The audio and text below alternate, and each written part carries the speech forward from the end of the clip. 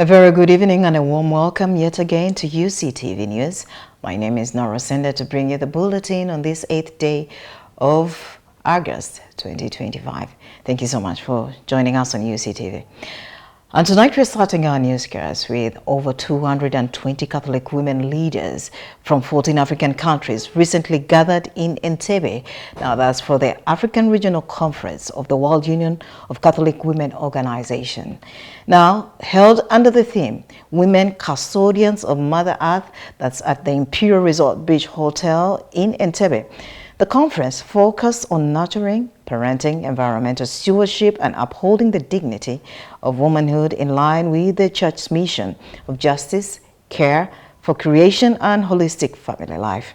During the event, Imugu Catherine shared a moving testimony about her experience with gender-based violence, underscoring the urgent need for advocacy and action. To my husband's place.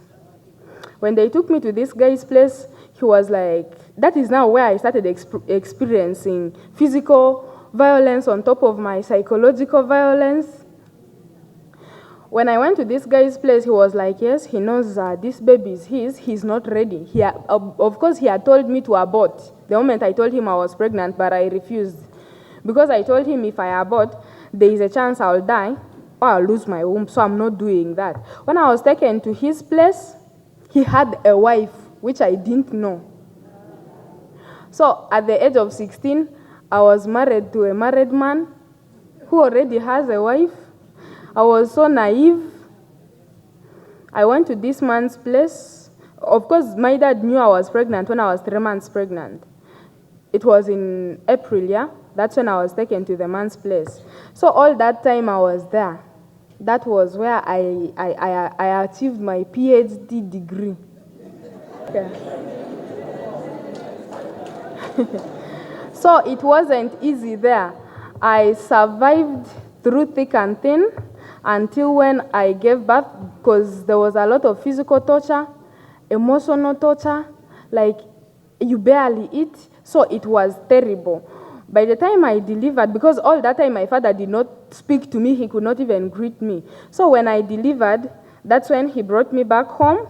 We had a peace talk. Then he said, when this baby reaches a year, you're going back to school. After the baby reaching a year, I went back to school to complete. When I was in senior 4, that is when Auntie Rose called and said, I know you're busy with school, but you're going to give us 3 days. You're coming to Gulu for grassroots. As Uganda's Catholic Church prepares to mark 100 years since the consecration of the St. Mary's Cathedral, Rubaga, attention is turning not just to the iconic building, but to men who have lived and led on its altar.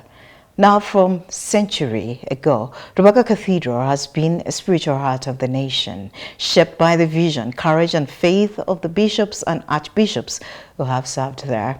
Today, we take a closer look at the lives and the legacies of these church leaders, from the pioneering missionaries from the 1900s to the Ugandan-born shepherds who continue to guide the flock today. Above Kampala, on the peaceful rise of Lubaga Hill, stands a church that has shaped the history of faith in Uganda for generations, the St. Mary's Cathedral, Rubaga. This sacred place has welcomed countless prayers, joyful celebrations, and moments of deep sorrow. But built it all, there have been men, bishops, and archbishops who have guided the church with wisdom, courage, and love. Today, we take a look back on the lives of the shepherds who have served at Rubaga Cathedral, men who have led not only with their voices, but with their hearts. Bishop Henry Stretcher from 1897 to 1933. The first name etched into the story of Rubaga Cathedral is Bishop Henry Stretcher, a member of the White Father Missionaries or the Missionaries of Africa. Appointed Vicar Apostolic of Uganda in 1897, Bishop Stretcher was a man of deep conviction, unmatched energy, and architectural vision. He oversaw the growth of the Catholic missions in Uganda, and most notably, he championed the construction of the magnificent cathedral that now crowns Rubaga Hill. It was his dream to give the Catholic faithful a permanent dignified house of worship. The cathedral was completed and consecrated in 1925, 10 years before Bishop Stretcher retired in 1933. His remains now rest at the cathedral he built close to the altar where he often preached. Succeeding Bishop Henry Stretcher was Archbishop Edward Michand, also a white father who was appointed as the Vicar Apostolic of Uganda in 1933, a gentle and pastoral leader who led the church during a challenging period marked by global unrest, including the Second World War.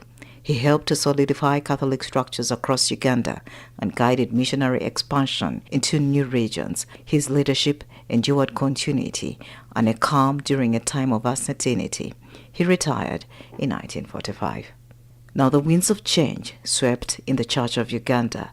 That's in the mid-20th century.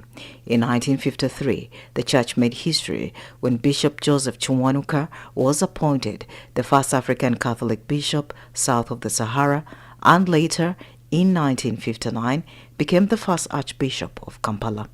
Educated in Rome, deeply spiritual and intellectual stature, Archbishop Kiwanuka was a powerful symbol of African ecclesiastical maturity.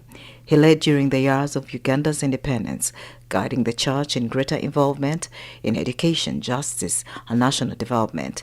A tireless advocate of African dignity and local leadership, his legacy resonates deeply.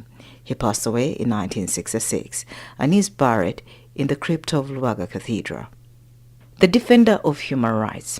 Taking over in 1966, Archbishop Emmanuel Nsubuga became the first Ugandan cardinal in 1976. His tenure spanned some of Uganda's darkest years, especially during the reign of Idi Amin, known as a fearless voice of the voices. Cardinal Emmanuel Nsubuga stood boldly against human rights abuses, often risking his own life. He opened the cathedral for those fleeing political violence and used church structures to offer sanctuary and relief. Beyond his activism, he invested heavily in building Catholic institutions and strengthening small Christian communities. He retired in 1990 and died in 1991.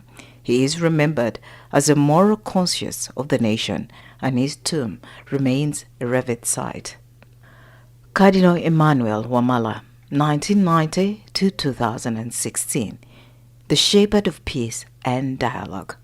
Following Cardinal Nsubuga's footsteps was Cardinal Emmanuel Wamala, appointed Archbishop of Kampala in 1990 and elevated to Cardinal in 1994. A humble and scholarly man, Cardinal Wamala emphasized peace, unity, and reconciliation. Now, during his leadership, he expanded the pastoral outreach, strengthened Catholic education, and was instrumental in promoting interfaith dialogue. He retired in 2006, but continues to live quietly in Kampala. Even in retirement, his presence is a source of wisdom and grace. Bettanire okusomesa n'okugundula abo ababakozi. Archbishop Cyprian Kizito Lwanga, 2006 to 2021, installed as the Archbishop of the Archdiocese of Kampala in 2006, Archbishop Cyprian Kizito Lwanga brought renewed energy and courage to the diocese. A gifted preacher and tireless servant, Archbishop Lwanga spoke boldly on issues of governance, inequality, and moral values. He was especially passionate about youth empowerment, economic justice, and spiritual renewal. Under his leadership, Lubaga Cathedral became a vibrant center of national liturgies and public engagement. Tragically, Archbishop Lwanga died suddenly on Easter Eve, the 3rd of April 2021. He now lies to rest in the cathedral he served so faithfully. His tomb near the altar remains a place of prayer and pilgrimage. Archbishop His Grace Paul Samogedede, 2021 to present, the shepherd of continuity and renewal. In 2021, the Most Reverend His Grace Paul Samogedede was appointed as the new Archbishop of Kampala Archdiocese, previously the Bishop of Kasana Luwero. The Archbishop Samogedede brings a rich pastoral background, deep theological insights, and calm fatherly presence. He has emphasized pastoral closeness, care for the vulnerable, and the need to continue building on the foundation laid by his predecessors. As Lubaga Cathedral enters its centenary, it is under his leadership that the faithful prepare to celebrate 100 years of grace. Archbishop Paul Semogerere has also spearheaded a 23 billion renovation campaign, ensuring that the cathedral remains a sacred home for future generations. Well, it's now time for Today in History.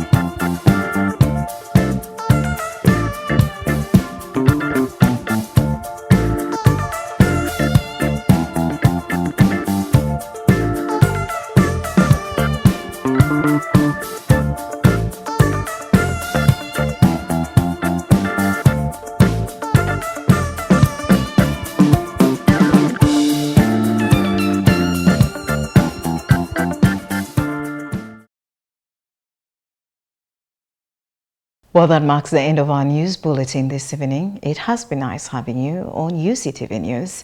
My name is Norah Osende. Enjoy the rest of your evening.